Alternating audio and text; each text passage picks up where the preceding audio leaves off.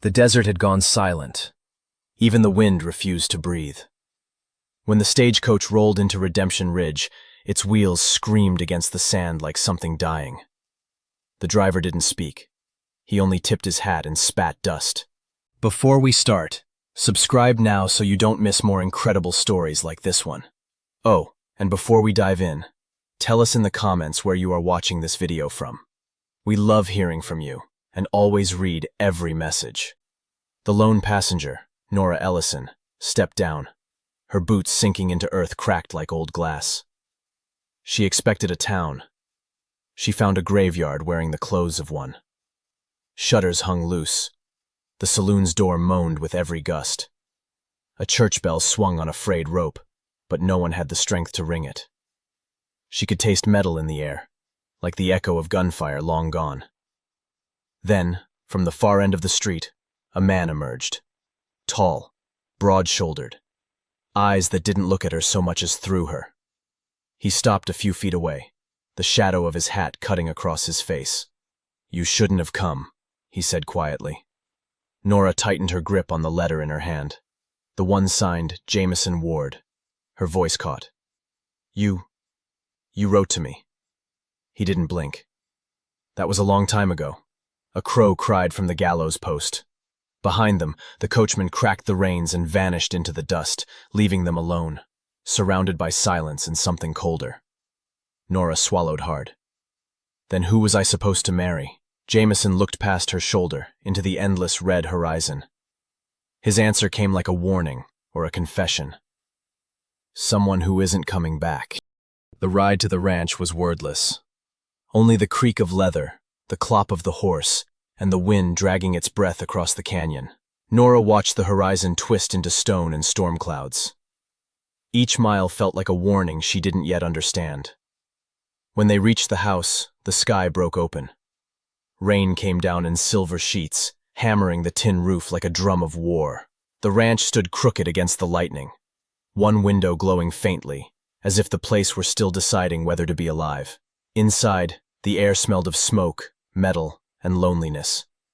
A single chair, a cold hearth, and a photograph face down on the table. Jameson lit a lamp but kept his distance, shadows slicing across his jaw. "You can sleep in the spare room," he said. "It ain't much." Nora's eyes wandered to the photograph. She turned it over. A woman and a child, smiling, both long gone. He saw her looking. "Don't," he muttered. Thunder cracked, the lamp flickered.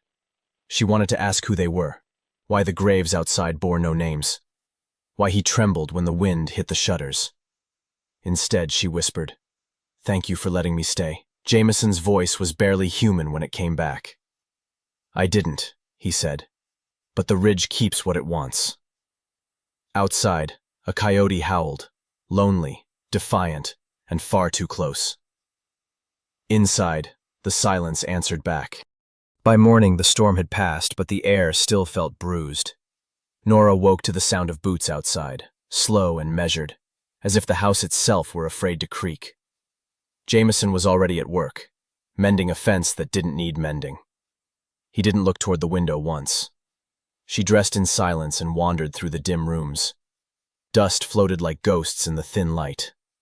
On the table by the hearth, a stack of old papers lay under a rusted lantern. One edge of parchment caught her eye, a familiar scrawl. She drew it out carefully. Her breath faltered. It was his handwriting, his name. But the letter was one she had never received. Its message was short, sharp, final. "Greater than. To the agency. Withdraw my request. I can't take a wife. Not now. Not ever." Nora's fingers trembled.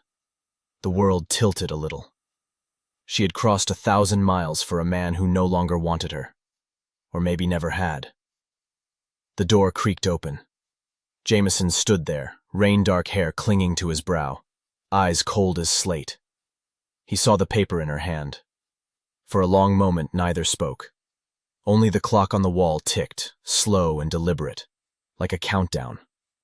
Then he said, low and rough, "You should have never come here, Miss Ellison."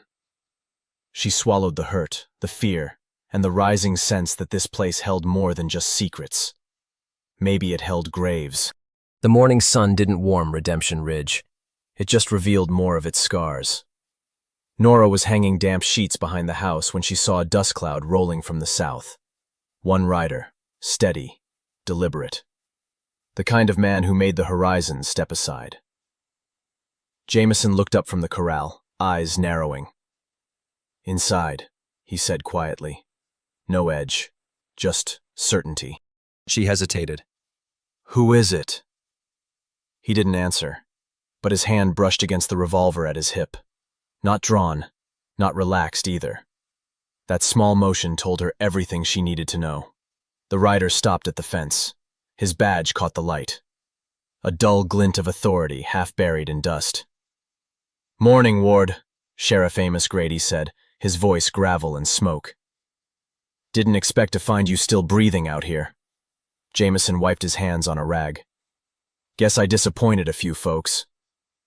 The sheriff's gaze drifted toward the porch, to the movement behind the curtain where Nora tried to disappear.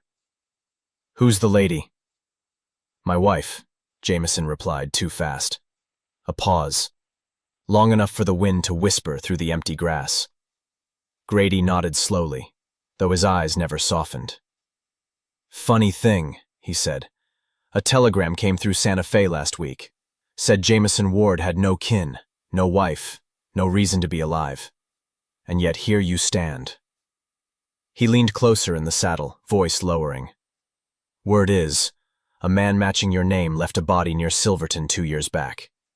You wouldn't know anything about that, would you?" Jameson's jaw clenched. "I don't answer ghosts." Grady stared a moment longer, then spat into the dust. "Well, Redemption Ridge don't bury secrets for free. You keep your nose clean, Ward. I'll be back when the wind changes." He rode off, leaving silence thick as gunpowder. Nora stepped onto the porch. "Was any of that true?" she whispered. Jameson looked past her, into the dying sun. "Depends on which part you're asking about." Behind them, the thunderheads were forming again, and this time, the storm wasn't made of rain. The ridge was quiet again, too quiet. Nora couldn't sleep. The rain had stopped hours ago, but the house still creaked like it remembered. Every board had a story, and none of them ended kindly. She lit a small lamp and sat at the edge of the bed, listening. Somewhere below, the floor groaned. A slow, heavy step. Then another. Jameson. He moved like a man carrying something too heavy for the world to see. She crept to the stairs, barefoot, careful. The lamplight barely touched the edges of his silhouette by the dying fire. He wasn't drunk. He wasn't praying. He was talking. "To you, Eliza," he murmured, voice breaking against the crackle of wood. "If you can hear me, I kept my promise. I stayed alive. I stayed alone." Nora froze. Eliza, the woman in the photograph. The wife who wasn't buried by name. Jameson bowed his head. "She shouldn't have come here. She don't deserve this place. Don't deserve me." Lightning flashed through the window, white and merciless. Nora's heart pounded. She wanted to leave, to run, but something in his voice, the wrecked tenderness, rooted her in place. He turned suddenly. The shadows cut across his eyes. "Who's there?" Her lamp flickered. Her breath stopped. When she finally stepped into the light, she whispered, "I heard you. I'm sorry." Jameson stared at her for a long moment. Then he said softly, "Don't be. Some ghosts just need company." Outside, the wind carried their silence out over the ridge, a whisper the night refused to swallow. Morning came gray and heavy, as if the sky itself hadn't decided to live another day. Nora moved through the house quietly, her mind echoing with the words she'd overheard. Eliza. Promise. Alone. The names lingered like smoke. She found the revolver on the table beside Jameson's coat. Cold iron, perfectly still, but it carried the weight of everything unsaid. Her fingers brushed the handle. It was heavier than she imagined. too heavy for a woman who'd only ever carried guilt. She lifted it, just enough to see her reflection in the barrel. Wide eyes, pale face, trembling breath. The door creaked. "Put it down," Jameson said softly. Not angry, just tired. Nora froze, heart hammering. Weren't what?" He stepped closer. The air between them thickened with rain and memory. "Weren't wondering what kind of man keeps a loaded gun beside his heart?" She swallowed. "I just wanted to understand you." He gave a small, broken laugh. "There ain't much to understand, Nora. You walk far enough in the dark walks with you." She lowered the gun slowly, tears slipping down her cheek. "I don't believe that," she whispered. "You could have killed me. You didn't." Jameson looked at her then, really looked. Something softened behind the scars of exhaustion. "Maybe I'm just waiting for a reason not to." Her tears fell onto the floorboards, one by one, small and human in a place that had forgotten how to be either. Outside, the wind carried a distant sound. Hooves. Slow. Coming closer. Jameson turned toward the door, hand brushing the gun she'd just laid down. "Looks like the Ridge is calling again." By afternoon, Redemption Ridge looked almost peaceful. The kind of lie the desert tells before it kills you. Nora rode into town for supplies, though Jameson had warned her not to. He stayed behind, mending the fence again, pretending danger could be fixed with nails and silence. The saloon doors swung open on a tired breeze. Inside, every eye turned toward her. Curious, judging, half-drunk. May Donovan, the saloon keeper, leaned on the counter, her gaze sharp enough to cut rope. "So," May said, pouring whiskey she didn't drink, "you're the woman livin' out at Ward Ranch." Nora nodded, uneasy. "For now." May smirked. "Best not make plans." "The Ridge don't keep folks long." A man at the table chuckled low. "Ain't she the one he sent for? Guess he forgot to mention he's got ghosts for company." Laughter rippled through the room, cruel and hollow. Nora turned to leave, but May's voice stopped her cold. "Word's travelin' fast. Fella ridin' with the Danton gang was askin' after Ward this mornin'. Big one, with a scar across his jaw. Said he's got debts to settle." Nora felt the blood drain from her face. "What kind of debts?" May met her eyes, steady, grim. "The kind paid in bullets, honey." Outside, thunder cracked though the sky was clear. The sound didn't belong to nature. It belonged to memory, or warning. When Nora returned to the ranch, Jameson was sitting on the porch, rifle across his knees, eyes fixed on the horizon. "They're comin', aren't they?" she whispered. He didn't answer, but the way his jaw tightened said everything. Echoes were rising on the ridge, and some ghosts, it seemed, rode on horseback. The first sign was the dust. Not wind, not storm. Riders. Jameson saw them before the sun dipped. 6 shadows cresting the ridge, their horses cutting through the dying light like blades. The horizon burned red, as if the sky itself wanted to warn them. "They found me," he murmured. Nora stepped out onto the porch, clutching the edge of the rail. "How many?" "Enough." He handed her a rifle. "You ever fired one?" She shook her head. "Then stay low, and when I say run, you run." The riders slowed, spreading across the field. Their leader, a tall man with a scar carved down his cheek, raised a hand. His voice carried over the wind, taunting, familiar. "Jameson Ward! You still owe blood for Silverton." Nora's pulse hammered in her throat. "Who are they?" "Danton's men," Jameson said, loading his gun. "I took something they thought was theirs, their freedom." The first shot cracked, shattering the last of the silence. Glass exploded from the window. Nora ducked behind the doorframe, heart racing. Jameson returned fire, calm as a prayer. "Stay down!" The night roared alive, bullets, thunder, splintering wood. The air filled with smoke and fear. Then a lantern toppled, spilling fire across the floorboards. Flames crawled up the walls, turning the house into a burning heartbeat. "Jameson!" she screamed, reaching for him through the smoke. He caught her wrist, dragging her toward the back door. "Go! Now!" Outside, the ridge burned behind them, painting the desert in blood-orange light. He turned once, watching his home die. Nora looked back too, tears blurring her vision. "Where do we go?" Jameson's voice was steady, but his eyes were breaking. "Anywhere that's left." Dawn came, gray and brittle. The ridge was still smoking, the air thick with the scent of ash and regret. Nora sat on the ground, her hands black with soot, her dress torn. Around her, the ranch was gone. Nothing left but charred timber and silence. Jameson knelt nearby, blood on his sleeve, his rifle limp at his side. "They're gone," he said quietly. "All of them." She didn't look up. "And what did it cost you this time?" He exhaled slowly, watching the smoke curl into the pale sky.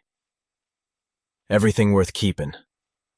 A breeze stirred, carrying the faint sound of a church bell from town, one that hadn't rung in months. For the first time, Nora realized she wasn't afraid. The fear had burned away with the walls. She reached out, touching his arm. "You're hurt." Jameson shook his head. "I've been hurt worse." "That's not what I meant." He met her gaze, and for a moment, the hard edges in him softened. In the dim light, she could see the man he might have been, before guilt carved lines into his soul. "I never wanted you here," he said, voice rough. "But when that fire took the house, I thanked God you stayed." Her breath caught, tears stinging her eyes. "You don't need to thank me." He looked toward the horizon, where the smoke met the morning sun. "Maybe I do. I ain't prayed in years, Nora. But you made me remember how." A single ember cracked in the ruins behind them, glowing red, then fading. The ridge was quiet again, not peaceful but changed. Two survivors, surrounded by ashes, both finally unafraid to feel what the fire couldn't destroy. They found shelter in the ruins of an old chapel just beyond the ridge. Walls half collapsed, roof open to the stars. The night was cool, silent except for the crackle of a small fire and the distant cry of a coyote. Nora sat close, her shawl drawn tight, watching Jameson's face flicker in the amber light. He hadn't spoken in hours. When he finally did, his voice sounded scraped raw. "I killed a man once," he said. "Silverton, 2 winters back. Sheriff never got it wrong." Nora didn't flinch, though her heartbeat quickened. "Why?" He stared into the fire. "Because he killed my wife." The words landed like stones. "Eliza," she whispered. He nodded. "We were leaving town that night. Danton's gang wanted me to ride with them, rob a train full of union payroll. I said no. They said Eliza would make me change my mind." His jaw tightened. They were wrong. Silence swallowed the space between them. "I ran after," he said softly. "Tried to drink, tried to forget. But the world don't let you bury what you've done. That's why I sent for you. Thought maybe a stranger could make me feel human again." Her eyes shimmered. "And did I?" He looked at her, really looked, not as a ghost, but as a man seeing light for the first time. "You did worse," he said. "You made me want to live." Tears slid down Nora's cheeks. She reached across the fire, her hand trembling as it found his. For a moment, neither spoke. The fire popped softly, the sound of something breaking and something beginning, all at once. Above them, the stars burned like tiny absolutions. The dawn came blood red. The desert wind carried dust and something else, the echo of hooves. Jameson was already saddling the horse when Nora woke. The fire in the chapel had died to ash, but the smell of gun oil and decision filled the air. "You're leaving," she said. He didn't look at her. "They won't stop till I end it." "If I stay, they'll find you too." Her voice cracked. "Then I'm coming with you." Jameson turned, eyes fierce with something between love and despair. You don't ride into hell for someone else's sins, Nora. She stepped closer, gripping his arm. Maybe I do if I love him. That stopped him cold. For the first time, the word love didn't sound like mercy. It sounded like a weapon he wasn't built to survive. He cupped her face, thumb brushing away the dirt and tears. You deserve a life that ain't got blood in it. And you deserve peace, she said softly. Let me help you find it. A shadow moved on the ridge. Riders, 5 this time, cutting through the morning light. Danton's men. The final reckoning. Jameson swung into the saddle, jaw tight. When I ride out there, you stay behind the chapel walls. No matter what you hear. Nora's eyes burned. I won't hide again. He leaned down, kissed her once, slow, desperate, final. Then pray the ridge remembers mercy. The hooves thundered, closer now, shaking the earth. Jameson drew his gun, the sun flashing off its steel. He rode toward the horizon, one man against a past that refused to die. And behind him, Nora whispered into the wind. Come back to me, Jameson Ward. But the desert gave no answer, only dust, and the echo of a man riding into legend. Gunfire rolled across Redemption Ridge like thunder splitting the world. Dust and smoke danced in the rising sun. Nora ran toward the sound, her skirt torn, heart pounding against ribs that felt too fragile to hold it. She found him near the ridge's edge. Jameson, kneeling in the dust, blood on his shirt, his revolver empty. Around him lay the men who'd come to finish him. All but one. Danton himself stood a few yards away, revolver aimed steady, face twisted with old hate. You took my brother, Danton hissed. Jameson's voice was hoarse. You took my wife. Danton fired. The shot tore the silence apart. Nora screamed, racing forward. She didn't think. Just raised the fallen rifle and pulled the trigger. Danton dropped, the echo fading into nothing. She fell beside Jameson, cradling his head. Blood warmed her hands. His eyes fluttered open, finding her through the haze. You shouldn't have come, he whispered. She shook her head, tears spilling. You told me not to run. He smiled faintly, pain softening into peace. Guess I did. The wind lifted around them, carrying ash, smoke, and the faintest trace of dawn. He reached for her hand, his voice barely more than breath. We're alone. Now let's do what must be done. She pressed her forehead to his, whispering through tears. Rest now, Jameson. You already did. As the sun rose over the ridge, the fire in the sky met the fire in her heart, both fierce, both fleeting. And in the silence that followed, Redemption Ridge finally lived up to its name. The West remains wild, but she carries a peace that no lawman, outlaw, or storm can take. The peace of a woman who found truth in love, and love in sacrifice. We're alone. Now let's do what must be done. Ends not with victory, but with redemption. Quiet, costly, and real. Thanks for riding with us, friends. If you want more Western love stories, hit subscribe so you don't miss the next one.